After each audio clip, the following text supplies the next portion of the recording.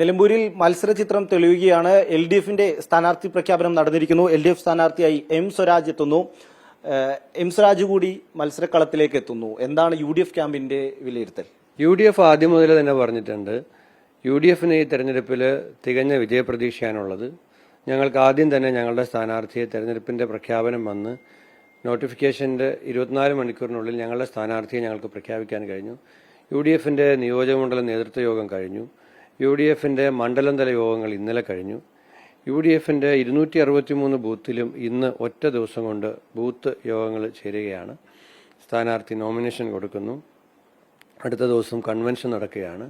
അതിൻ്റെ തൊട്ടടുത്ത ദിവസം തന്നെ സ്ഥാനാർത്ഥിയുടെ പര്യടന പരിപാടികൾ ആരംഭിക്കുകയാണ്. UDFന്റെ മുഴുവൻ നേതാക്കന്മാരും ഈ ദിവസങ്ങളിലൊക്കെ തന്നെ നിലമ്പൂരിൽ ക്യാമ്പ് ചെയ്തുകൊണ്ട് പ്രവർത്തനങ്ങൾ ഇപ്പോൾ ഒരർത്ഥത്തിൽ ഒന്നാം ഘട്ടം വേണമെങ്കിൽ പൂർത്തിയാക്കി എന്ന് പറയാം. ഞങ്ങൾ ഒന്നാം ഘട്ടം പൂർത്തിയാക്കുമ്പോഴാണ് LDFന് സ്ഥാനാർത്ഥിയെ തന്നെ തീരുമാനിക്കാൻ കഴിഞ്ഞിട്ടുള്ളത്. അപ്പോൾ ആ ഒരു പൊളിറ്റിക്കൽ ഇലക്ട്രൽ അഡ്വാൻറ്റേജ് UDFന് ഈ ഇലക്ഷനിൽ കിട്ടിയിട്ടുണ്ട്. അത് നിലനിർത്തി തന്നെ ഞങ്ങൾ മുന്നോട്ട് പോകും. M സ്വരാജിന്റെ ഒരു സ്ഥാനാർത്ഥിത്വം പാർട്ടി ചിഹ്നത്തിൽ തന്നെ മത്സരം നടക്കുന്നു എന്നുള്ളത് UDF എങ്ങനെയാണ് നോക്കിക്കാണുന്നത്? LDFന്റെ സ്ഥാനാർത്ഥിയെ LDF ആണ് തീരുമാനിക്കുന്നത്. അത് ചിഹ്നത്തിൽ വേണോ ചിഹ്നത്തിലല്ലാതെ മത്സരിക്കണോ എന്നുള്ളതൊക്കെ ഒരു മുന്നണിയുടെ തീരുമാനമാണ്. പാലക്കാട്ടൊക്കെ ചെയ്തതുപോലെ ഒരു പരീക്ഷണം അവർ നടത്തുമെന്നുള്ളതൊക്കെയാണ് ആദ്യഘട്ടത്തിൽ മാധ്യമങ്ങളൊക്കെ പറഞ്ഞത്. ഇവിടെ നിന്ന് ആരെങ്കിലും കിട്ടുമോ എന്ന് പ്രതീക്ഷിച്ചിട്ടുണ്ടോ എന്നും കരുതുന്നുണ്ട്. പക്ഷേ എന്തായാലും അവരിപ്പോൾ അവരുടെ സ്ഥാനാർത്ഥിയെ പ്രഖ്യാപിച്ചു. അവരുടെ സ്ഥാനാർത്ഥിത്വത്തെക്കുറിച്ചൊന്നും നമ്മളെ അഭിപ്രായം വരുന്നത് ശരിയല്ല. അവരുടെ സ്ഥാനാർത്ഥിയെ അവർ തീരുമാനിച്ചിട്ടുണ്ട്. ഞങ്ങളുടെ സ്ഥാനാർത്ഥിയെ കുറിച്ചാണ് ഞങ്ങൾക്ക് പറയാൻ കഴിയുക. ഞങ്ങളുടെ സ്ഥാനാർത്ഥിയെ ഞങ്ങൾക്ക് വളരെ നേരത്തെ പ്രഖ്യാപിക്കാൻ കഴിഞ്ഞു. മികച്ച സ്ഥാനാർത്ഥിയാണ്. വിജയസാധ്യത 100% അതിൻ്റെ അടിസ്ഥാനത്തിൽ ഞങ്ങൾ മുന്നോട്ട് പോവുകയാണ്. LDFന്റെ സ്ഥാനാർത്ഥിത്വത്തെ ഞങ്ങളുടെ സ്ഥാനാർത്ഥിയുടെ വിജയത്തെ 1% സ്വാധീനിക്കുന്നില്ല. ഞങ്ങൾ ഉറച്ച് വിശ്വസിക്കുന്നു ഞങ്ങൾ വിജയിക്കുന്ന ഇലക്ഷനാണിത്. സ്വരാജിനെ പോലെ കരുത്തനായ ഒരു സ്ഥാനാർത്ഥി വരുന്നു, പാർട്ടി ചിഹ്നത്തിൽ മത്സരിപ്പിക്കുന്നു. ഒപ്പം PV അൻവറുമായി കോൺഗ്രസിന് UDFന് ഇതുവരെയും ഒരു ധാരണയിലെത്താൻ കഴിയാത്തൊരു സാഹചര്യം ഉണ്ടാകുന്നു. വലിയ വെല്ലുവിളിയാണോ മുന്നോട്ട്? ഞങ്ങൾക്ക് ഈ തെരഞ്ഞെടുപ്പിൽ തികഞ്ഞ പ്രതീക്ഷയാണുള്ളത്. ഈ തെരഞ്ഞെടുപ്പിലെ എല്ലാ സാഹചര്യങ്ങളും ഞങ്ങൾക്ക് അനുകൂലമാണ്. ഞങ്ങളുടേതായ പോസിറ്റീവ് കൂടാതെ തന്നെ ഗവൺമെന്റിനെതിരായിട്ടുള്ള വലിയ ഭരണവിരുദ്ധ വികാരം ഈ സംസ്ഥാനത്തുണ്ട്. തിരുവനന്തപുരത്ത് ഈ പെരുമഴയത്ത് പോലും ആശാ വർക്കേഴ്സിന്റെ സമരം തുടരുകയാണ്. അംഗനവാടി പ്രവർത്തകർ നിരാശയിലാണ്. സർക്കാർ ജീവനക്കാർ നിരാശയിലാണ്. ഉദ്യോഗാർത്ഥികൾ നിരാശയിലാണ്. ഇന്നും ഇവിടെ ഈ വന്യമൃഗശല്യം ഇന്നും ഈ നിലമ്പൂർ നിയോജകമണ്ഡലത്തിൽ നമ്മൾ വാർത്തകൾ കേൾക്കുകയാണ്.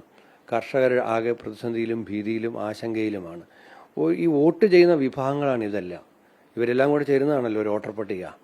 ഒരു വോട്ടർ പട്ടികയ്ക്കകത്തുള്ള ആളുകളാണല്ലോ ഞാൻ ഈ പറഞ്ഞവരെല്ലാം. അവർക്ക് ആർക്കും ഈ ഗവൺമെന്റിനോട് യാതൊരു താല്പര്യവുമില്ല. അപ്പം ഞങ്ങൾക്കുള്ള പോസിറ്റീവ് കൂടാതെ ഈ ഗവൺമെന്റിനെതിരായിട്ടുള്ള വലിയ ഗുരുതരമായ ആക്ഷേപങ്ങളുണ്ട്, ഭരണവിരുദ്ധ വികാരമുണ്ട്. അതെല്ലാം ഞങ്ങൾക്ക് അനുകൂലമാകും, ഗുണമാകും. നിലമ്പൂരിൽ CPMന് സ്വന്തം ചിഹ്നത്തിൽ തോൽക്കാമെന്നാണോ പറഞ്ഞു വെക്കുന്നത്?